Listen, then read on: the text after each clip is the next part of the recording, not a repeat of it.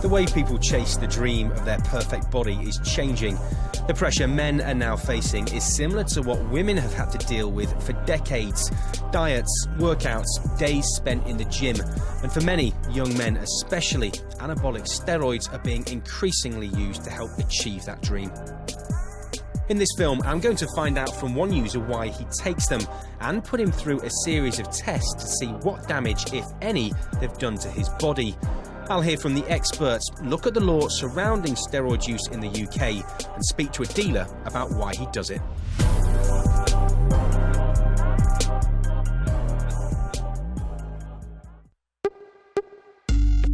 Gareth Jenkins, who's 29 and lives just outside of Cardiff, is one of the estimated hundreds of thousands of people who regularly take anabolic steroids to build muscle.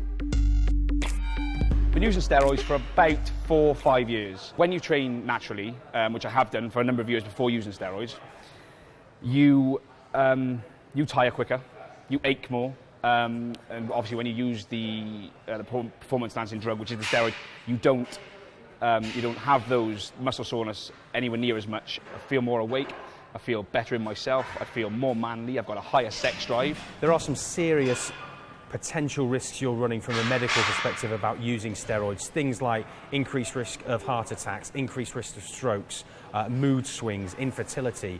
Do those things not worry you? The way that I look at it is, yes, they do bother me, obviously, but like everything. So you're aware of the risk, I'm you're fully aware aware of the consequences? Fully aware, yeah. I've done my research to see, obviously, what harm they would have on me or potential harm they would have on me over a prolonged period of time if I was using them, or using them correctly or incorrectly.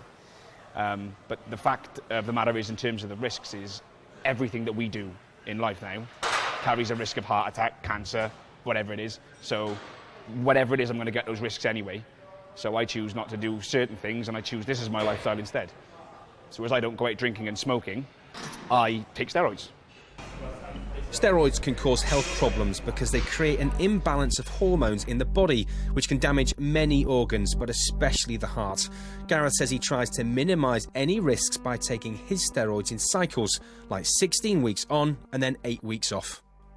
There's 2 types of steroid. There's one that comes in a liquid form, which is an intramuscular injection. That's this type. So you inject that and into I would yourself? inject this into directly into a muscle 2 times a week. And then the other type is a tablet form. When I'm using this type of steroid, I would use 5 a day for 7 days. So basically 5 a day every day. So over the course of a period of around 6 months, when you're on steroids for that long, roughly how much do you think you spend on them? At a rough guesstimate, probably with the cycle itself and the post-course treatment, would be around about £500, I expect. That's a lot of money. It is. It's probably a lot less in 6 months than somebody who spend on drink on a weekend. Worth it, do you think? For me personally, yeah.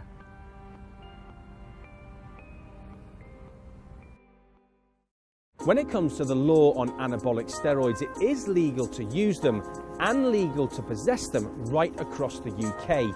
What is illegal, though, is supplying them, unless you're a doctor. And that means either selling them or just passing them on for free. If caught, you could face up to 14 years in prison. Because Gareth's only using steroids, not supplying them, he's not in any trouble with the law. It could be a different story with his health, though.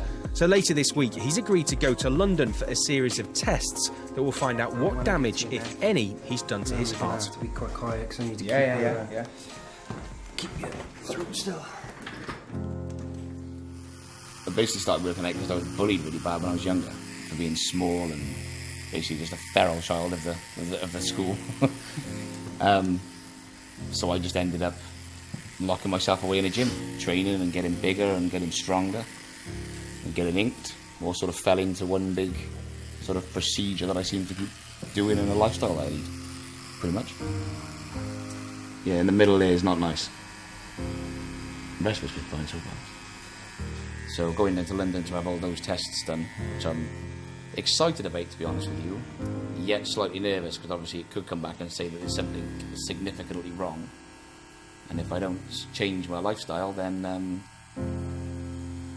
obviously I could have health issues. My prediction is that I think I'd be pretty stupid or naive to think that my heart wouldn't have changed.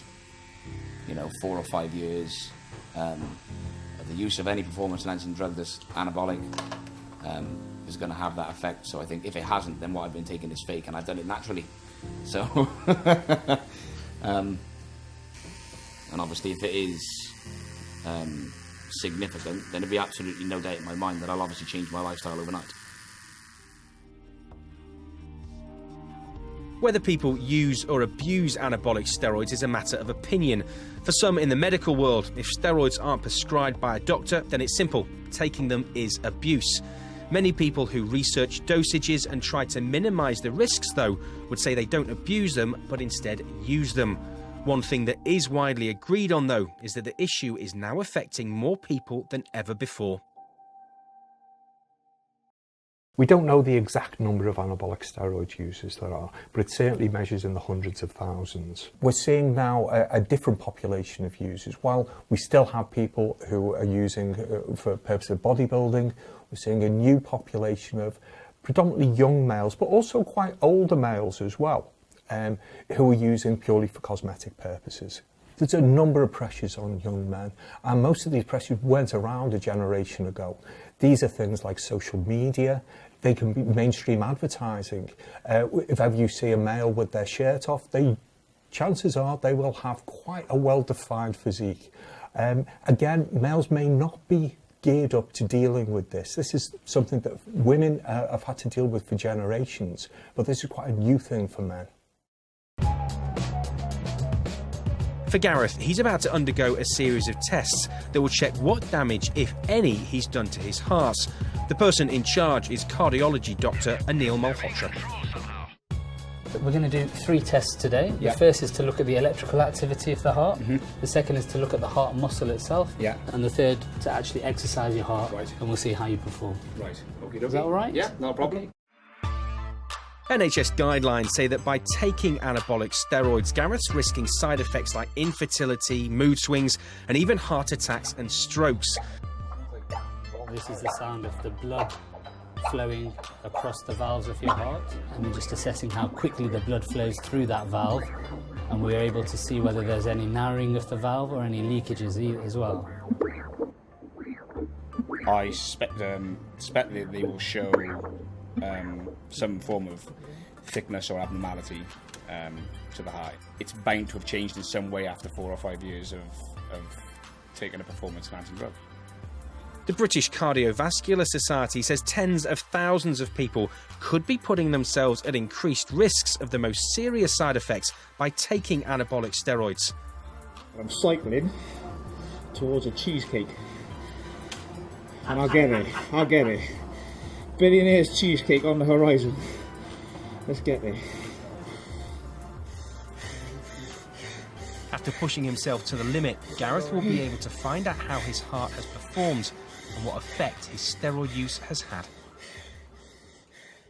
With hundreds of thousands of people now thought to be taking steroids every year right across the UK, clearly they're getting them from somewhere. But government figures show that for the whole of 2015 and 2016, right across England and Wales, there were just 25 convictions relating to the illegal supply of steroids, and just 7 of those ended with a prison sentence. So for this man who spoke on condition of anonymity, the law hasn't come close to stopping him from dealing. We know you supply steroids, we know you're a steroid dealer. Obviously it's illegal, you're breaking the law. A lot of people would say you're putting people's lives, their health certainly, at risk. What do you say to that? Start off with the health risks. I think steroids are readily available to anyone who wants to access them at the moment. I like to see myself as more as someone who provides information, to ensure people can do it safely.